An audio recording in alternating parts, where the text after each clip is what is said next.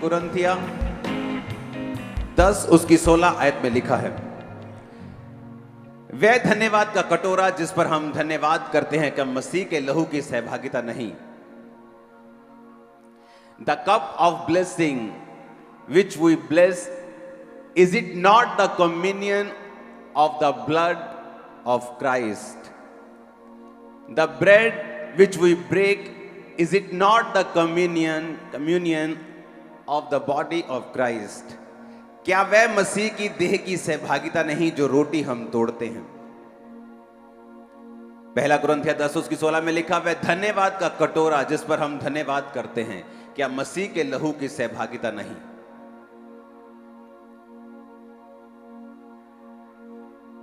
और इंग्लिश में लिखा है the cup of blessing.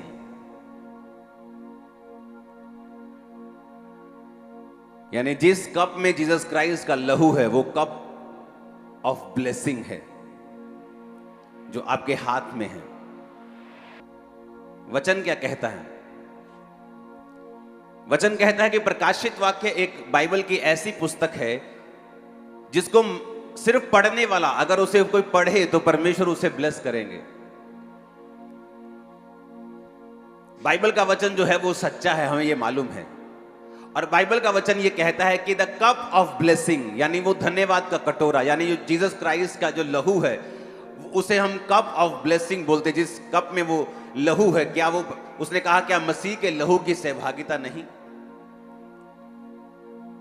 The cup of blessing यानी आपके हाथ में जो है वो ब्लेसिंग है। लेकिन इसमें एक घुमावदार बात यह है, उत्पत्ति 14 उसकी 19 आयत में लिखा, उसने अब्राम को यह आशीर्वाद दिया कि परम प्रधान ईश्वर की ओर से जो आकाश और पृथ्वी का अधिकारी है, तू धन्य हो। इंग्लिश में पढ़ेंगे इसे, and he blessed him and said, blessed be Abram of the most high God, possessor of heaven and earth. उसने कहा अब्राहम को धन्य हो तू, यानी तू ब्लेस्ड है, ब्लेसेड बी अब्राम। और जीसस क्राइस्ट के लहू को भी कहा गया द कप ऑफ ब्लेसिंग।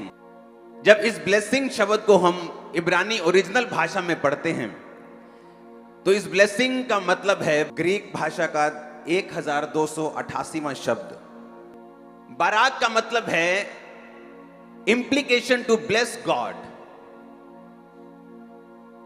और लिखा वाइट का वर्स यानी उसके उल्टा ये है टू कर्स गॉड। यानी ये शब्द ऐसा था जो बाराक शब्द यूज किया गया कि ये ब्लेसिंग के लिए भी यूज किया जाता था और कर्स के लिए भी यूज किया जाता था।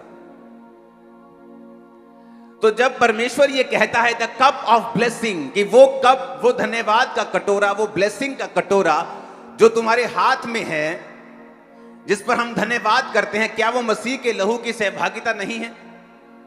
अगर वो कप ऑफ ब्लेसिंग है तो वचन ये भी सिखाता है, पौलुस ये भी सिखाता है वचन में कि वो कप ऑफ कर्स भी हो सकता है।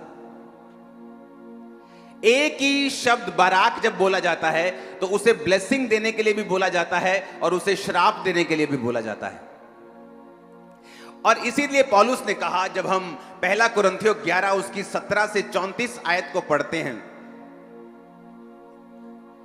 उसकी 26 आयत में लिखा, क्योंकि जब कभी तुम ये रोटी खाते और इस कटोरे में से पीते हो तो प्रभु की मृत्यु को जब तक वो ना आए तुम प्रचार करते हो।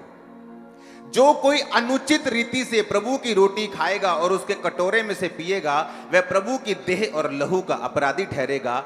इसलिए मनुष्य अपने आप को जांच ले, इसी रीति से वो रोटी में से खाए और इस कटोरे में से पिए, क्योंकि जो खाते और पीते समय प्रभु की देह को नहीं पहचानेगा वह खाने और पीने से अपने ऊपर दंड लाएगा। इसी कारण कलीसिया में बहुत से लोग कमजोर हो चुके हैं और बहुत से बीमार हो चुके हैं और बहुत से मर गए हैं, यानी सो गए हैं। यदि वो अपने आप को जांचते तो दंड ना पाते। अब पौलुस ने कहा ये कप ऑफ ब्लेसिंग जो है ये कप ऑफ कर्स भी बन सकता है। इसीलिए उसने कहा कलीसिया में बहुत से लोग बीमार हैं, कलीसिया में बहुत से लोग शारीरिक रूप से बीमार हैं, शारीरिक रूप से कमजोर हैं, फाइनेंशियली कमजोर हैं, अपनी लाइफ में वीक हैं। क्योंकि उन्होंने परमेश्वर की देह को एक स्नैक के रूप में या एक रीति रिवाज के रूप में खाया है।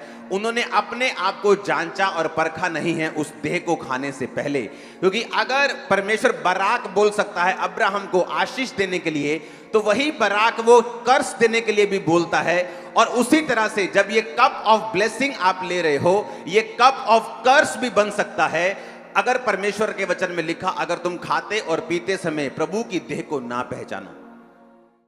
हमारे YouTube चैनल को सब्सक्राइब करें ताकि आप परमेश्वर के गहरे भेदों को जान सकें कि कैसे आप परमेश्वर में बढ़ सकते हैं, कैसे आप दुष्ट आत्माओं से, नशों से, बीमारियों से और वंशों के श्रापों से आजाद हो सकते हैं।